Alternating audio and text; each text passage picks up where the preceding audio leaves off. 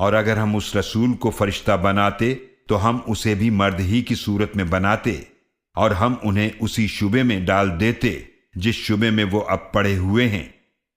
اور یقیناً آپ سے پہلے بھی رسولوں کا مذاق اڑایا گیا، پھر جن لوگوں نے مذاق اڑایا تھا اسی عذاب نے انہیں گھیر لیا جس کا وہ مذاق اڑایا کرتے تھے۔ آپ فرما دیجئے تم زمین میں چلو پھرو، پھر تم دیکھ لو جھٹلانے والوں کا کیسا انجام ہوا۔ آپ فرما دیجئے کس کا ہے جو کچھ آسمانوں اور زمینوں میں ہے؟ آپ فرما دیجئے سب کچھ اللہ ہی کا ہے۔ اس نے اپنے کرم سے رحمت کرنا اپنے اوپر لازم فرما لیا ہے۔ وہ یقیناً قیامت کے دن تمہیں جمع فرمائے گا، اس میں کوئی شک نہیں۔ جنہوں نے اپنے آپ کو نقصان میں ڈال دیا بس وہ ایمان نہیں لائیں گے۔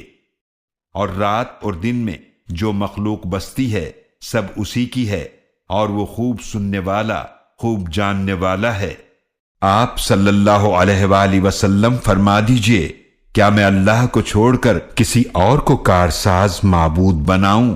وہی آسمانوں اور زمینوں کا پیدا فرمانے والا ہے، اور وہ سب کو کھلاتا ہے اور اسے کھلایا نہیں جاتا۔ آپ فرما دیجئے مجھے تو یہی حکم دیا گیا ہے کہ میں سب سے پہلے فرما بردار ہو جاؤں، اور یہ حکم بھی دیا گیا ہے کہ تم مشرکوں میں سے ہرگز نہ ہو جانا۔ آپ فرما دیجئے اگر میں اپنے رب کی نافرمانی کروں تو بے شک میں ڈرتا ہوں ایک بڑے دن کے عذاب سے۔